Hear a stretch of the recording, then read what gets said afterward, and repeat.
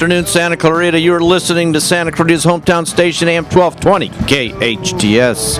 And it's time, every week at this time. It's the Gazette Radio Hour with Doug and John, the radio digest version of the Santa Clarita Gazette and free classifieds. I'm ready to rant, John. Doug, you can't rant You know today. all the stuff that's going on in Washington right now is driving me crazy. This shutdown, they're blaming the Republicans. You're embarrassing me. It's not the Republicans' fault. Doug, you're embarrassing me in front of our special guest. It's not the Republicans' fault. Doug, you'll notice that we have a special guest today. Oh, yeah. Yes, is that this guy sitting here? Yes. You know who it is? Looks really familiar. I've seen his picture in the paper. You know who it is, right? Yeah, I know who it is. Tell everybody who it is, Doug. It's Tim Ben Boynston, city councilman. Right. You talk about rant? I'm done. Good. Thank you. We invited City Councilman Boyson in to talk about the chloride issue today, Doug. What's the chloride issue? That's a good question, because I'm not sure either. I know it's in bleach. Councilman Boyson, thanks for coming in. First of all, it's an honor. I'm glad you graced us with your presence. Oh, please. Thank you very much. It's a pleasure to be here, John and Doug. I appreciate that you have taken the time to for us to enlighten your listeners on something that is a very dry or at least salty subject. Salty subject. And I'm afraid that it most people it would put them to sleep, but I suspect that if they find out that it could increase their taxes $500 a year or to $1,000 a year for your average house, then I think people would then be interested perhaps to learn about the issue. And that's exactly it. I've heard about it. I've read some stuff about it. I know people are upset about it. We're not exactly sure what the it is. Well, the it is simply this. It is chloride, which is ordinary. It's an ordinary table salt. Chloride, and chloride is found in our bodies. Chloride is found in detergents. Chloride is found in a whole host of other things, and chloride is found naturally in the ground. So chloride is in the water, in almost all water in the earth, and in places where there's more minerals that are leached out, especially where natural salts occur, you will find more of that salt. And in the other place you'll find a lot of salt is in the ocean. Well, yeah, of course. As you know. But is the water in Santa Clarita that we consume, is chloride an issue in that water? Well, generally speaking, the issue is this. How much chloride is bad for you? Because the whole idea and where all of this comes from, this cleaning the chloride out of the water, is from the 1972 Clean Water Act. And some of those listeners who have been around that long and will have remembered that we had some real issues back in the 70s, and we still continue to have them, but we had real issues where people were not aware of the pollution and the damage it was doing to the environment. And so they passed the Clean Water Act in 1972 and also the Porter-Cologne Act later.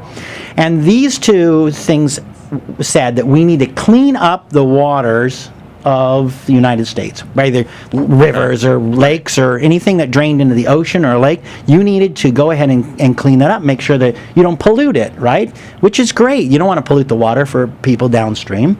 And so that's how it came about. So they have a whole list of things in water that's not good for you at high levels, heavy metals, arsenic, zinc, a whole bunch of things that if you have too much of them, they're not good for you. Even though naturally water has minerals in it, and actually a lot of those are good for you. I mean, you take minerals in your supplements. So water that you drink, the federal government says, should not have more than 250 milligrams per liter of chloride in it. Okay. So that's a federal government law. Okay. Exactly.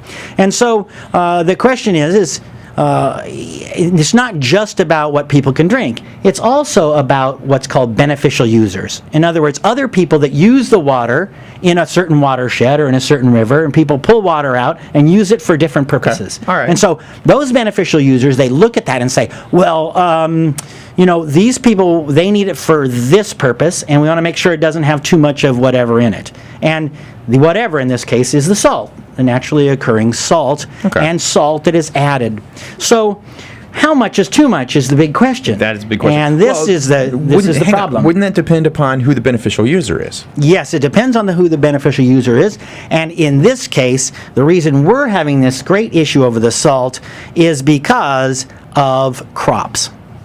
Now, in the first line of the $5 million EIR that our taxpayers paid for, with $5 million of their money, it opens up by saying in the first line that there's crop damage in the downstream of us. Okay. Down in and around wherever the 126 goes down, wherever our river ends up to the ocean down in Oxnard.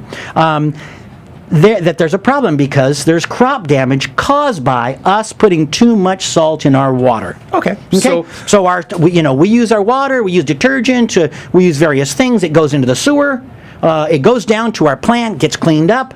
They drop it into the river, and it goes downstream. Now, how much is too much?